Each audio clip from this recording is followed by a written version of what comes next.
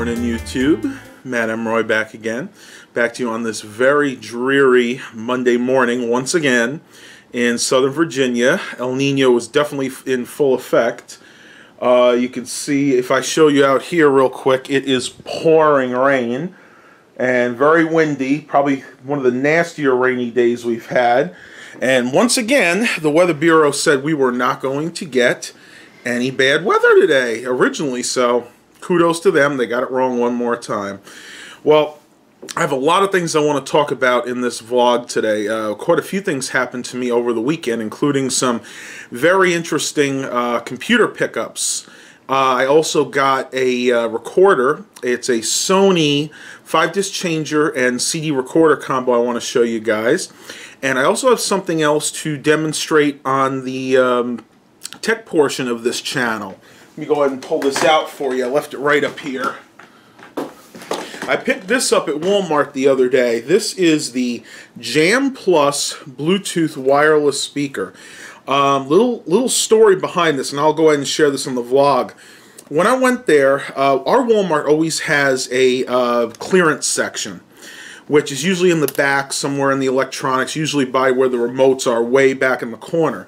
And this time was no exception. I went back there and I looked at a whole bunch of stuff that they had. And they had the typical stuff on clearance, a lot of tablet cases, iPad 2, iPad 3 cases, some older universal remotes that don't work with Blu-ray players. I even think I saw a battery for a Nintendo Game Boy Advance SP, so a lot of older stuff. But one thing I found was this. They had 3 of these Jam speakers. I'll go ahead and show it to you real close. This actually was sitting in front of a tag that said $24.95 original price, now $12. And I said to myself, wow, that's a really good price, especially for one of these Jam Plus speakers, as I know these can fetch a pretty penny. So I take one, the best looking one. The other 2, the cases were kind of cracked. You could tell that they were sitting around for a while. They have a manufacture date of 2015, so they've been around for about a year. So anyway, I take that and with a few other items and I bring it up to one of those self-checkouts. Well, when I get to the self-checkout and I scan this, it's ringing up $39.95, basically $40. And I asked the lady, I'm like, that's not the right price. Back in, this is in the clearance section, marked $12. She said, well, I can't do anything. So she said I had to either go to the customer service or go back to electronics. So I opted to go back to electronics because I figure customer service, they're not going to know what to do either. I mean, unless they can call somebody, and half the time you can't find any associates around. So I went back to electronics and I talked to the guy that was actually there originally. When I picked this up, there was a gentleman helping out another couple in the clearance section, so I think he kind of overheard me talking to them as well. And I said to him, this didn't ring up right. This rang up $40 and it's supposed to be $12. And he said, well, let me go bring you over here. So we went to the cash register in the electronics section and they scanned it, and sure enough it came up as $39.95. So the other associate there did some research, and come to find out what happened was there were 2 models. There was the Jam and the Jam Plus. Well, they had put this one, the Jam Plus, in where the original Jam speaker was supposed to be. And there was no way to tell because the sticker itself said Jam Speaker Blue, which this one is. She said, yeah, but the UPCs are different. And no sooner did you say that than she got the manager over and they overrode the price. So this was a $40 Bluetooth speaker that I wound up getting for $12. And I didn't even ask them to lower the price. Sometimes I will. If I really think it's their fault, I will say, look, that's what the price is that you advertise. Can I please get it for that price? Didn't even have to go that far. She just did it automatically. So as many bad things as I've said about Walmart in the past, I guess this, you could say this is one positive. Although they did mess up another item. My mom purchased a shower curtain for it was supposed to be $8.96 and it rung up $14.96. So I had to go back to customer service and take care of that as well. But that was truly their error because the right price on that was $8.96. They just didn't have it in their computer. So kind of a tip for you guys, if you guys are shopping, especially at a really big store like Walmart, make sure your prices are right. When they're scanning those items at the register, just look and see what the price is. That's the only way you're going to catch things like this. And believe me, it happens more often than you think. And it's not usually the fact that they're trying to get one over on you. It's because they have so many different items put into their computers that they just can't always keep track. Sometimes things go on sale, sometimes prices get reduced, and sometimes they'll change it on the peg, but they won't actually change it in the system. So that's just my little quick tip for you today. I'm going to move you guys over here and show you what I'm working on now. Be back in just a minute. Alright guys, so here are the 4 systems that I got over the weekend. I cannot tell you guys the source. They want to keep it anonymous, but I will show you what I actually picked up. I got 4 of them. The first one here is a Dell Vostro 220S. The S, of course, stands for small form factor. Now, all these systems, with the exception of the one at the end, all have some type of Pentium dual-core processor inside. I do not know if these 3 work. The only one that I've tested so far is this Dell over here, which I'll get to in a minute. This one was made for Windows Vista originally. Has a manufacture date of the beginning of 2009. Actually, it looks like maybe July sometime 2009, July 22nd. So yeah, I mean, I'll try and do videos on these computers as I can. I don't know when I'm actually going to get to working on this one. I think the next computer I'm going to work on are one of these 2. Now, these are 2 Lenovo ThinkCenters. Again, both of these have Intel Pentium dual cores of some type. I have not booted these up. Now, what I'm going to do with this is, because this computer over here is pretty much stripped. This one is missing the memory, the hard drive, and the power supply is also shot in this one. And I kind of figured it out because whoever had been in here kind of disconnected it. So what I'm going to do is I'm going to take the burner drive, probably move it over here so we can have dual DVD burners, and any other parts I can find that are useful, and basically just make one good one out of the 2. From what I can tell, these are both from around 2009 or 10. They have Windows 7 stickers on them, and like I said, I'll give you guys more information on these systems once I actually boot them up. Now, the last one here is the one that I'm probably going to hold on to because I think this is going to do really well for data backups. This is a Optiplex 780. It's got a Core 2 Duo. I have not actually looked at the speed yet. I'm guessing it's probably like an E8400 or something like that. Again, small form factor. It's got the 2 front USB ports here and your front audio port. So, decent system, and it does have a DVD burner. It has an option to put either a floppy or a memory card reader right there. I probably won't bother doing that, seeing as I actually have a external memory card reader, which I can't put my hands on at the moment. As you can see, I am loading Windows 7 Professional on it, which this computer is supposed to have. I don't know if I'm going to upgrade to Windows 10 on this one yet. I'm not sure. What this is going to do is replace the gateway that was sitting here. I know a lot of you guys probably remember that computer. That was the E6400. That was the Pentium D 3.4 gigahertz system. Well, I'm sorry to say, guys, that computer's motherboard died the other day. It was giving me trouble for the last week or so. It wouldn't always boot properly, and when it did, it was running extremely slow. And then yesterday, it just totally died. I didn't get anything on it, so I basically stripped that system, saved all the parts, and I'm going to relegate those to some other system that I get in the future.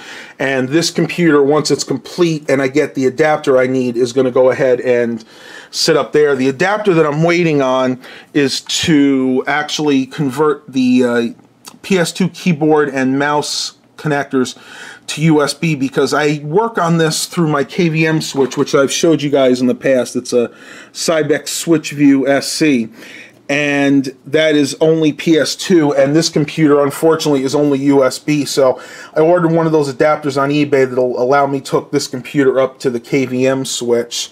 So I'm going to go ahead and enter some information here, and I will show you what I need to show you next. Talk to you in just a minute. Alright guys, so as you can see, I'm having some issues with low light today, and I'm just going to do the best I can, so bear with me here. But this is what I picked up this past Sunday. This is a Sony, let me see if I can get you a model number here. model number RCDW50C. This is a 5-disc CD changer on this side, and then a CD recorder on this side. And I've wanted one of these for a very, very long time.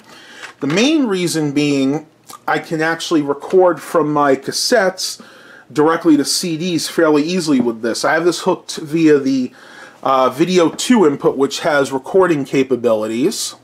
And as you can see, this also has the CD synced capability. So basically what that means is you can put a CD in here, your master CD, your blank CD there, you push this button and it'll record it automatically. So kind of a neat little little gadget, and I like the fact that this has the 5-disc changer. It's actually pretty cool how it works. Say right now I have it loaded with 5 CDs, but I'll just eject CD number 3.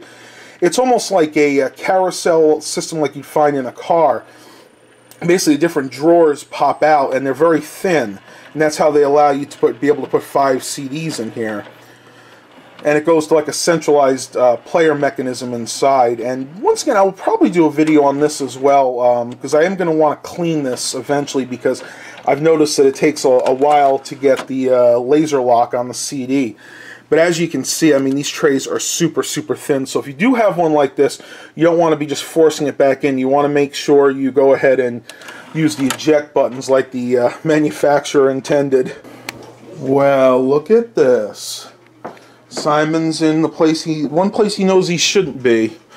Now, we've been letting him in here quite a bit.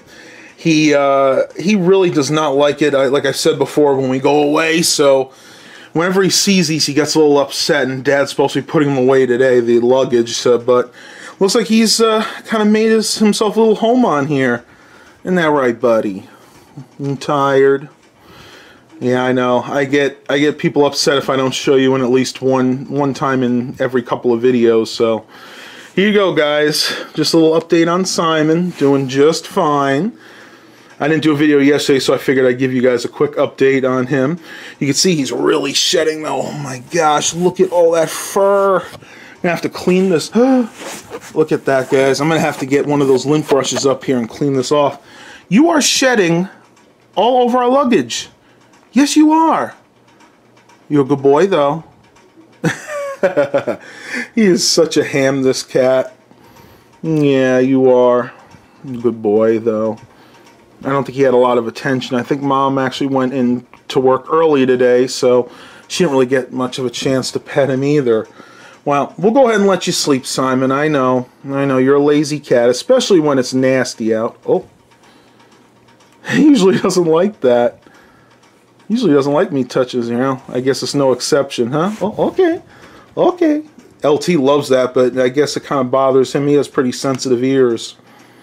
All right, Simon. Go back to sleep. Woo! All right, guys. Well, I'm in the car.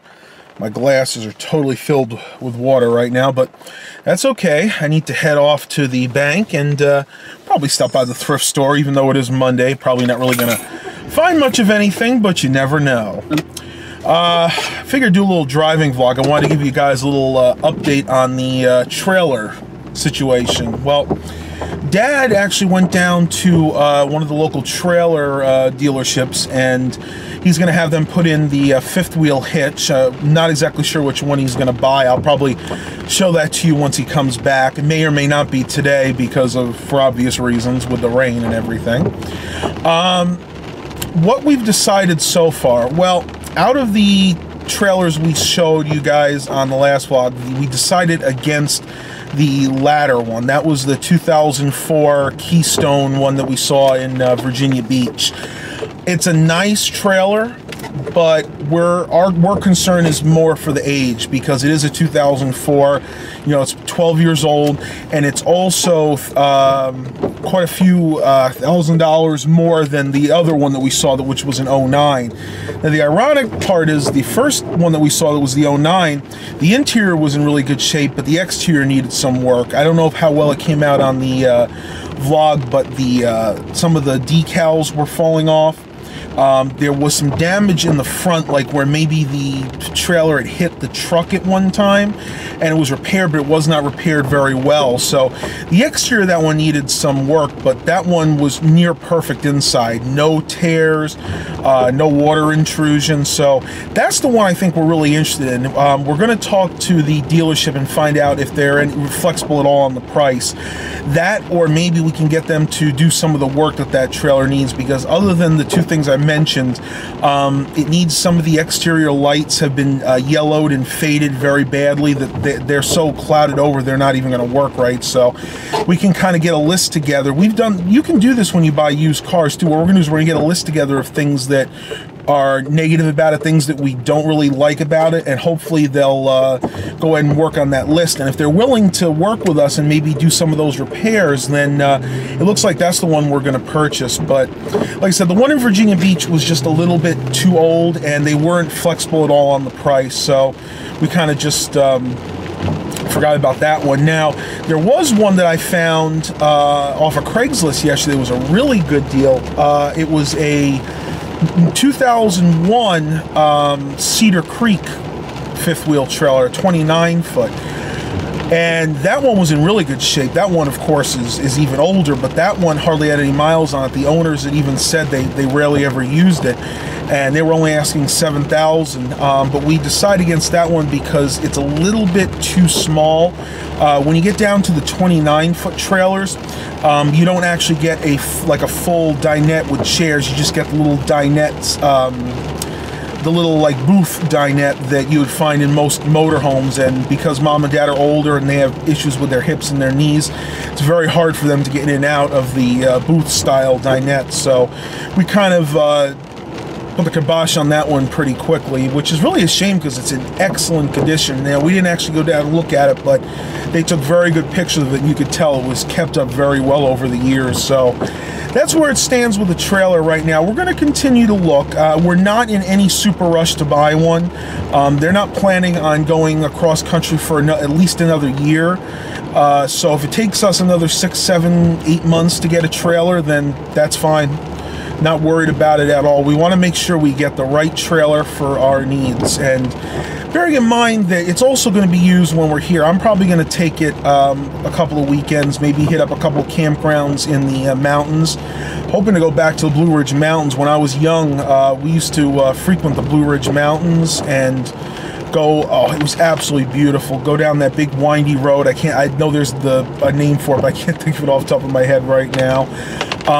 We used to stay in some campgrounds up there, and it was absolutely gorgeous. Of course, back then I didn't even own a camcorder back then. This was probably when I was 7 or 8 years old, so other than a few really crappy 35mm pictures, really don't have that many memories of those times. Actually, my parents had the 35mm Minolta camera back then. I was still rocking a Fisher-Price 110 camera.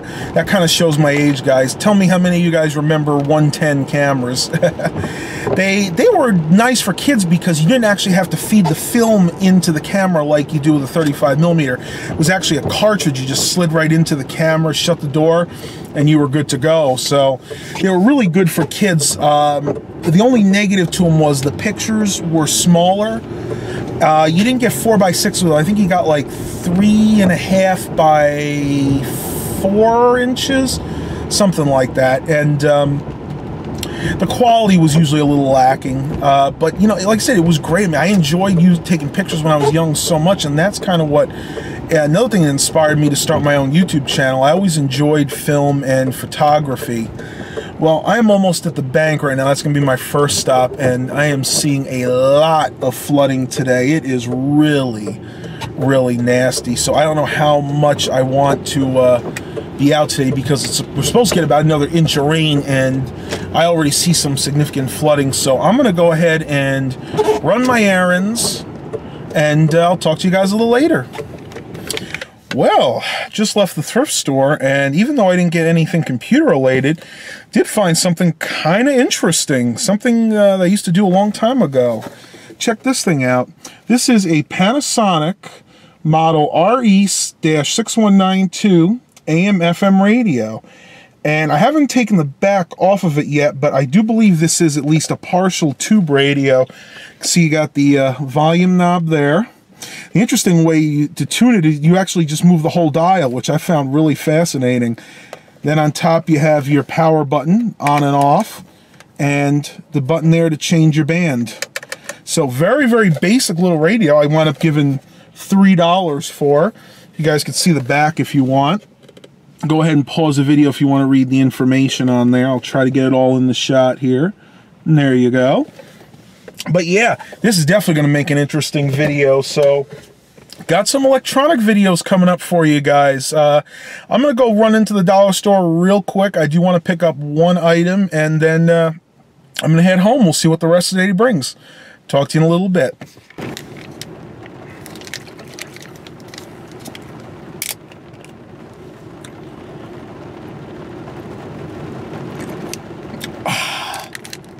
Refreshing.